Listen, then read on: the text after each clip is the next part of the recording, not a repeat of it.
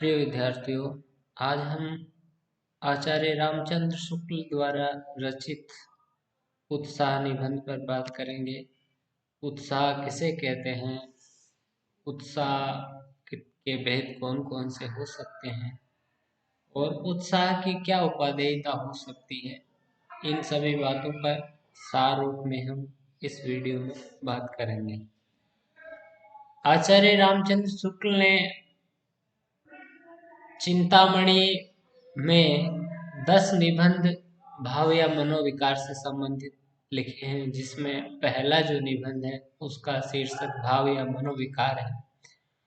और भाव या मनोविकार दो प्रकार के होते हैं, एक तो सुखात्मक और दूसरे दुखात्मक। उत्साह भाव का संबंध सुखात्मक वर्ग से है और सुख के साथ उत्साह का जो संबंध है, दुख के साथ भय का वही संबंध। दुख और भय का जो संबंध है वही उत्साह और आनंद का, वही उत्साह और सुख का संबंध है। दुख में हम किसी कठिन विषम परिस्थिति के भय से दुखी होकर के उससे पीछे हटते हैं, वहीं उत्साह में हम किसी कठिन परिस्थिति को साहस के साथ उसका सामना करते हुए उस कर्म में आनंद के साथ प्रवृत्त होते हैं। तो उत्साह एक यौगिक भाव है जिसमें साहस और आनंद इन दोनों का ही मेल होता है।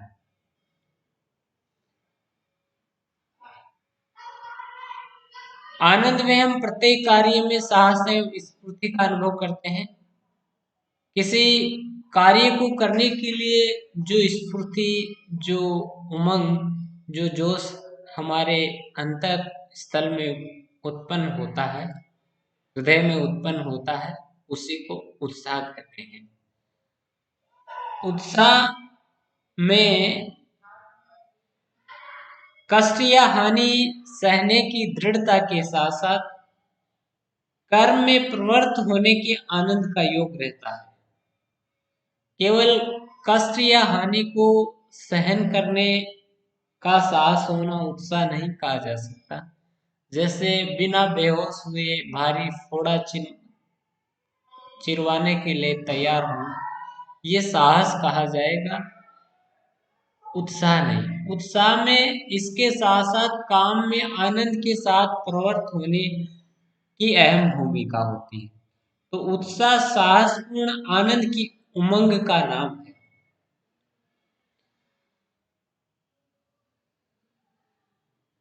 साहस और आनंद की मेल से ही उत्साह बना है। किसी भी कार्य को साहसपूर्ण आनंद के साथ करने को ही उत्साह कहते हैं। केवल साहस के होने से मनुष्य उत्साही नहीं हो सकते। कर्म के मार्ग में आने वाली बाधाओं का सामना अगर साहस एवं आनंद के साथ किया जाए तो वही व्यक्ति सच्चा उत्साही कहा जाएगा, जो कर्म मार्ग में आने वाले कष्टों को सहन करने की हिम्मत रखता है, साहस रखता है और उस कर्म पथ पर उन कष्टों को सहते हुए वो आनंद के साथ प्रवृत्त होता है। उत्साह मानव जीवन में बहुत आवश्यक है, क्योंकि उत्साह के अभाव में मनुष्य किसी भी कार्य को पूर्ण नहीं कर सकता। जिन कामों में उत्साह नहीं होता है उन कामों को व्यक्ति या तो शुरू ही नहीं करता है, या करता है तो फिर बीच में ही उनको अधूरे छोड़ देता है। तो मनुष्य जीवन में उत्साह का होना अत्यंत आवश्यक है, क्योंकि उत्साह मनुष्य को कोई भी कार्य करने को प्रेरित करता है। और हम ये जानते हैं कि बिना कष्ट या हानि के कोई भी कार्य नहीं किया जा सकता। थोड़ा बहुत कष्ट या हानि सभी न सभी कामों में होती है। कुछ न तो सुख सुविधा का त्याग तो हर काम में करना ही पड़ता है। और कष्ट और हानि के भेदों के आधार पर उत्साह के तीन भेद किए जाते हैं। युद्धवीर, दानवीर और दयावीर। युद्धवीर जो है, युद्धवीरता, वो उत्साह का सबसे सर्वश्रेष्ठ भेद माना गया है, क्योंकि इसमें जो है व्यक्ति प्राणों की भी परवाह नहीं करता है और जोश और उत्साह के साथ वो युद्ध क्षेत्र में, युद्ध कर्म में जो है प्रवृत्त होता है, तत्पर होता है।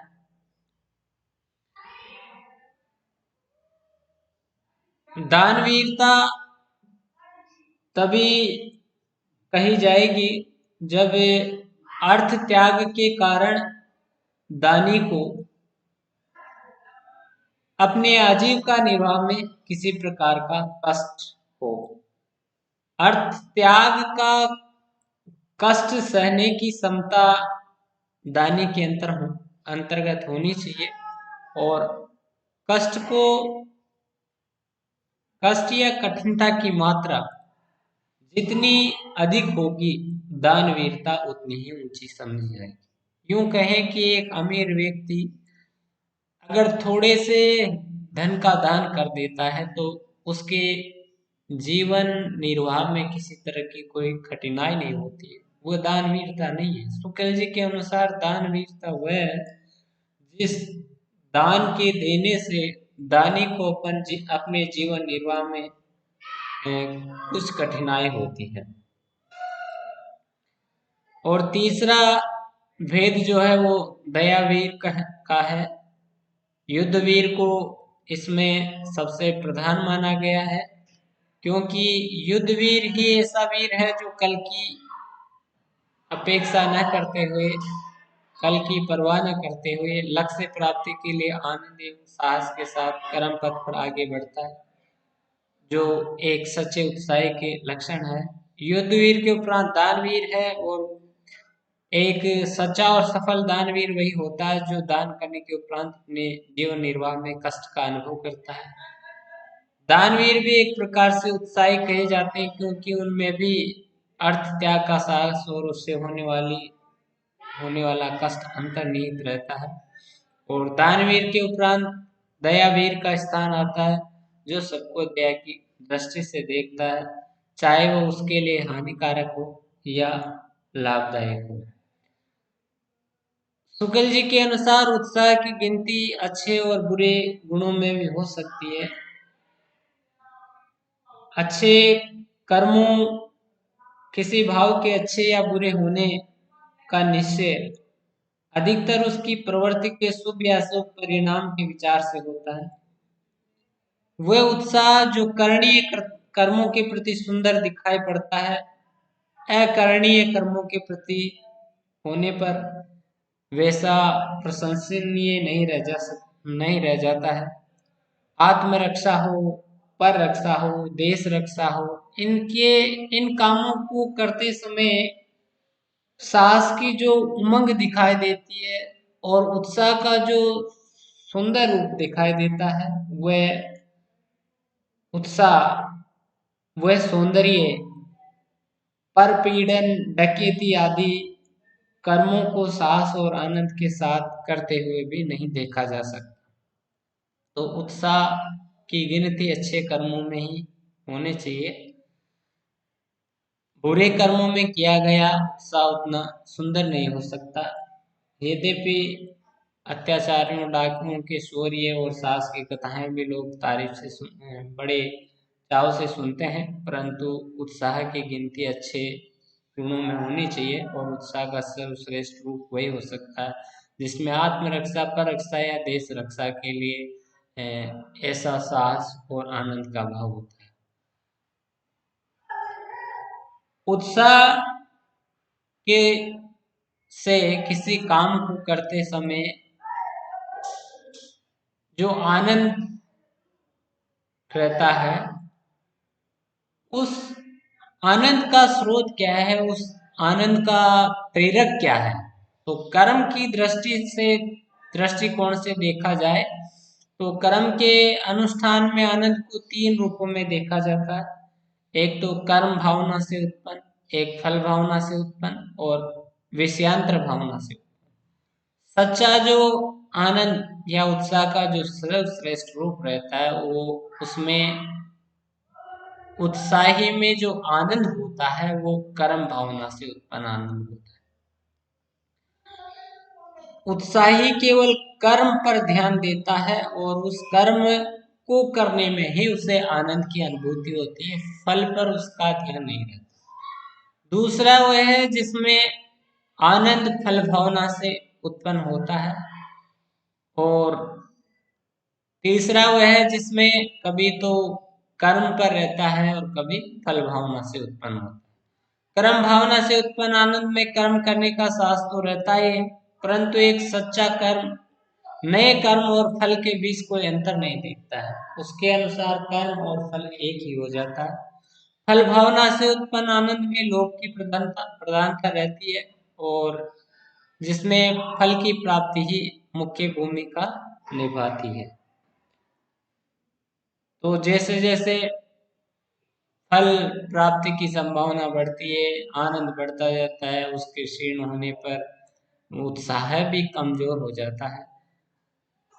विषयांतर के भावना से उत्पन्न आनंद का स्थान है जो कर्म और फल दोनों की जिसमें प्रधानता रहती है और इनमें सर्वश्रेष्ठ जो रूप है वो कर्म भावना से उत्पन्न आनंद है। आचार्य रामचंद्र शुक्ल इस निबंध में कहना चाहते हैं कि उत्साह साहस और आनंद की उमंग का नाम है।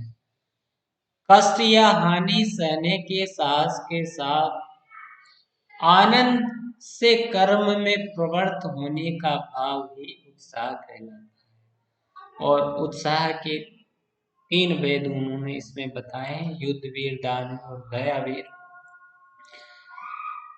और इनमें सर्वश्रेष्ठ उन्होंने युद्ध वीर को माना है। उत्साह के बगैर मनुष्य जो है जड़ है, पत्थर की भांति है और उत्साह के अभाव में मनुष्य किसी भी कार्य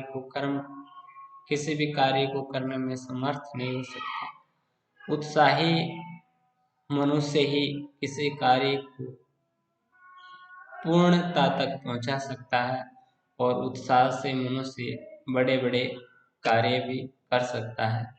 ये कहना आचार्य रामचंद्र शुक्ल का उद्देश्य रहा है और यही इस निबंध का प्रतिपाद्य है। धन्यवाद।